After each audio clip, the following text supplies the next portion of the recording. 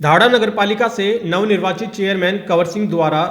चुनाव लड़ने के लिए पेश की गई 10वीं की सर्टिफिकेट मान्य नहीं है। यानी कंवर सिंह की चेयरमैन की ताजपोशी पर अब संकट के बादल छा गए हैं। एसडीएम ने कंवर सिंह की 10वीं की सर्टिफिकेट की जांच की थी और उस जांच में पाया कि कंवर सिंह ने जो 10वीं की सर्टिफिकेट पेश की है वो मान्य नहीं है। आरटीआई से जानकारी लेकर शिकायतकर्ता ने ये जांच रिपोर्ट मीडिया के सामने रखकर चेयरमैन के खिलाफ कार्रवाई करने की मांग की है। हाल में हुए निकाय चुनाव में धाड़ा नगरपालिका से भी चेयरपर्सन पद के लिए चुनाव कराया गया था, जिसमें निर्दलीय उम्मीदवार के तौर पर जनता के बीच उतरे कंवर सिंह को जनता ने बहुमत देकर जीत का सेहरा पहनाया था और बीजेपी से बागी होकर चुनाव लड़ने वाले संदीप बोहरा दूसरे स्थान पर रहे थे। संदीप बोहरा ने शिकायत की थी कि नवनिर्वाचित चेयरमैन कंवर सिंह की 10वीं की सर्टिफिकेट फर्जी है, जिसके बाद एसडीएम कोसली को मामले की जांच सौंपी गई थी और एसडीएम ने जांच रिपोर्ट में उच्च अधिकारियों को अपनी रिपोर्ट पेश कर दी, लेकिन मीडिया के सामने ये रिपोर्ट सामने नहीं आई थी, जिसके बाद शिकायतकर्ता संदीप बोहरा ने आरटीआई से जानकारी लेकर अब ये रिपोर्ट मीडिया के सामने पेश की है, जिसमें साफ हो गया है कि कंवर सिंह की 10वीं की सर्टिफिकेट मान्य नहीं है। एसडीएम की जांच में सामने आया है कि जिस the central board of higher education New Delhi की 10वीं की सर्टिफिकेट कंवर सिंह ने पेश की थी, वो बोर्ड हरियाणा विद्यालय बोर्ड के समकक्ष नहीं है, इसलिए कंवर सिंह की सर्टिफिकेट भी वैध नहीं मानी जा सकती। शिकायतकर्ता ने मांग की है कि नवनिर्वाचित चेयरमैन ने जनता के साथ धोखा किया है, इसलिए उनके खिलाफ केस दर्ज कर चुनाव में खर्च की गई राशि वसूली जाए। में आया अभी जो हमने आरटीआई और जांच रिपोर्ट जो आई है उसमें इसको बिल्कुल अवैध माना है और इसको फर्जी और नकली सर्टिफिकेट माना है।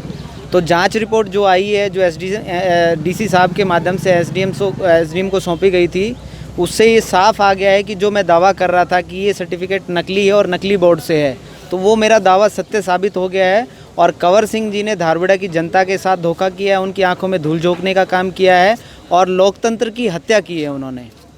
तो अभी क्या रहेगा आगे आपका? ये जांच report, final report election commission को भेज दी गई है और इलेक्शन कमीशन से मेरी डिमांड है कि ऐसे फर्जी और नकली सर्टिफिकेट पे चुनाव लड़ने वाले व्यक्ति के खिलाफ वो कड़ी से कड़ी जो भी वो अपनी एफआईआर दर्ज करा सकते हैं और उनसे चुनावी खर्चा वसूल करने की अगर मैं बात करूं, क्योंकि चुनाव में बहुत बड़ा जो पैसा खर्च होता है, सभी कैंडिडेट्स का भी होता है, चुनाव आयोग का भी पैसा खर्च होता है, तो ऐसे व्यक्ति जिसने नकली और फर्जी सर्टिफिकेट पे चुनाव लड़के पूरे जो हमारा चुनावी सिस्टम है उसको ख़राब करने का काम किया, तो ऐसे लोगों के खिलाफ, ऐसे उम्मीदवार के खिलाफ एक एफआईआर भी दर्ज होनी चाहिए और उनसे हमें जो जुर्माना है वो वसूल करना चाहिए। आपकी तरफ से भी क्या शिकायत दी जाएगी, क्योंकि डॉक्यूमेंट तो आपके हाथ में क्या फर्जीवाड़ा हुआ है? हाँ, फर्जीवाड़ा हुआ है और ऐसे आदमी को मैं तो शुरू से ही बोलता आ रहा हूँ कि इस आदमी ने धारवाड़ा की जनता के साथ फर्जीवाड़ा किया है, नकली सर्टिफिकेट पे इन्होंने चुनाव लड़ा है और वो 10वीं फेल आदमी था, लेकिन जनता को चूंकि असमंजस था और जनता को समझ में नहीं आ रहा था कि कौन सही बोल रहा है और कौन असत्य बोल रहा है। अब इस जांच रिपोर्ट से बिल्कुल ये स्पष्ट हो चुका है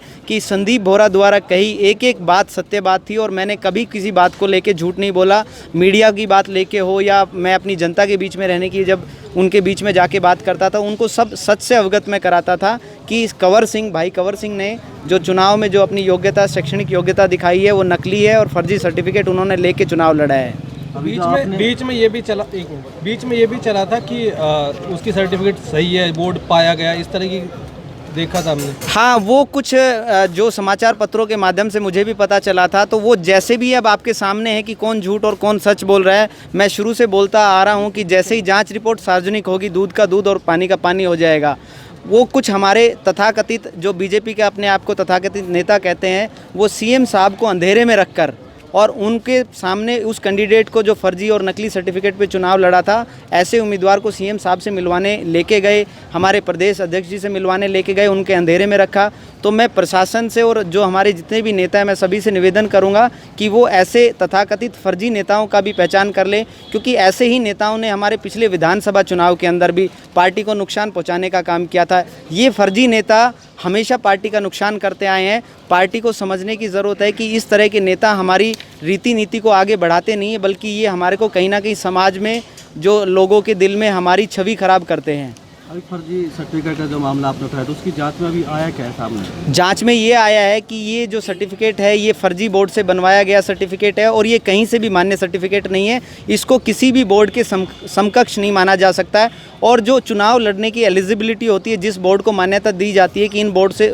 जो 10वीं पास है वही कैंडिडेट चुनाव लड़ सकता है। तो ये उस किसी भी कैटेगरी में इसको नहीं माना जा रहा है और ये अवैध सर्टिफिकेट है। तो अगला कदम अभी आपको क्या होगा? मैं अगले कदम के लिए प्रशासन के पास जाऊंगा और उनके खिलाफ एक क्रिमिनल जो एफआईआर है उसको दर्ज करवाने की सिफारिश मैं अपने प्रशासन से, अपनी सरकार से और इलेक्शन कमीशन सबसे मांग करता हूं। और ऐसे आदमी को किसी भी तरह से कोई शपथ भी नहीं दिलानी चाहिए, नहीं तो ये लोगों को कहीं ना कहीं धक्का लगेगा और उनको सरकार की रीति नीति से उनका विश्वास उठ जाएगा, कानून से उनका विश्वास उठ जाएगा। ऐसे लोगों को कहीं ना कहीं कड़ी सज़ा मिलनी चाहिए ताकि ये और लोगों के लिए एग्जाम्पल हो।